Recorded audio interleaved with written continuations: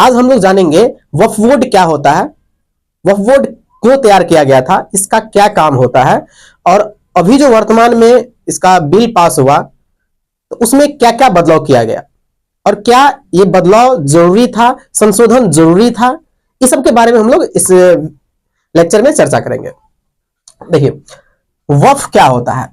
खुदा के नाम पे जो वस्तु, जो धन अर्पित कर दिया जाता है, दान दे दिया जाता है, उसे वक्फ कहा जाता है। वक्फ बोर्ड क्या होता है? किसी चल या अचल, मतलब चाहे वह जमीन हो या फिर पैसा हो, चल या अचल संपत्ति को धार्मिक या अधर्म उद्देश्य के लिए अस्थायी रूप से दान कर देना वक्फ कहलाता है। अगर किसी मुस्लिम भाई के पास जमीन है, पैसा है, अगर वह दान करना चाहता है तो उसका जो कंट्रोल है, अब मान लीजिए किसी के पास 10 एकड़ जमीन है, 50 एकड़ जमीन है, वह दान करना चाहता है तो उसका कंट्रोल कौन करेगा? तो उसको कंट्रोल करने के लिए जो ट्रस्ट है, बोर्ड है, उसे कहता है वक्फ बोर्ड।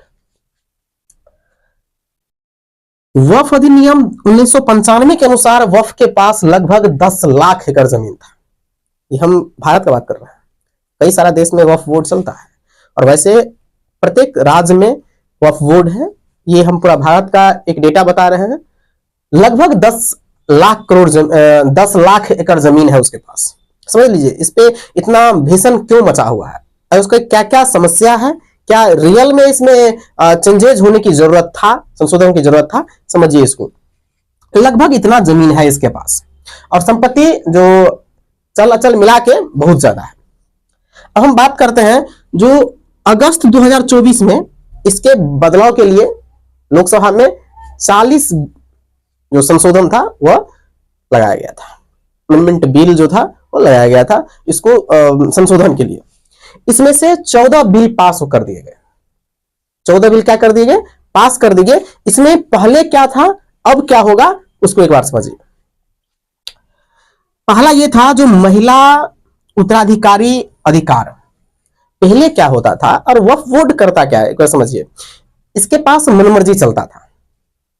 कोई मुस्लिम भाई के पास अगर जमीन है और अगर वक्फ बोर्ड चाहे, जो ये वक्फ बोर्ड का जमीन है तो वो उसका हो जाता है और इसके खिलाफ आप कहीं अपील नहीं कर सकते हैं। जैसे आप सुप्रीम कोर्ट के, हाई कोर्ट या कहीं भी इसके अगेंस्ट आप अपील नहीं कर सकते हैं। तो ये कह सकते हैं जो मनमर्जी था, ये बस समझे ना, किसी के जमीन को ये कह सकता था ये वक्फ बोर्ड का जमीन है, ऐसा पहले था। ये कोई मजाक का बात नहीं है।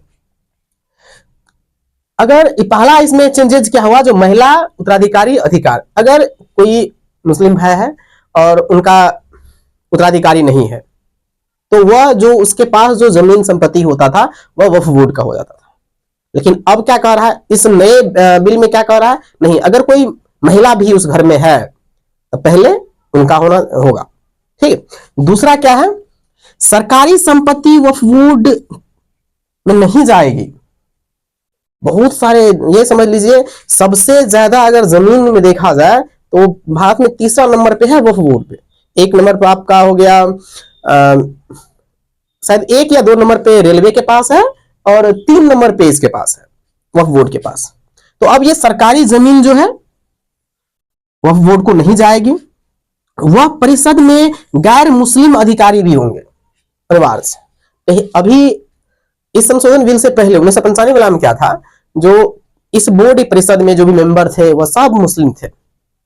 अभी बिल के अनुसार अब गैर मुस्लिम लोग भी इस परिषद में, इस बोर्ड में अधिकारी के रूप से, संरक्षण के रूप में रहेंगे। इसके बाद पहले क्या होता था, अगर कोई आदमी का या कहीं का जमीन कुछ अगर वक्फ बोर्ड ले लेता है तो ये वक्फ बोर्ड ही तय करता था कि मेरा जमीन है या नहीं। इसके लिए आप सुप्रीम कोर्ट है कहीं नहीं जा सकते हैं। तो अब क्या होगा, आप 90 दिन के अंदर कोर्ट में जा सकते हैं। आप district court, high court, supreme court, जहां भी आपको लगे तो वहां आप जा सकते हैं। संपत्ति का स्वामित्व डीएम करेगा।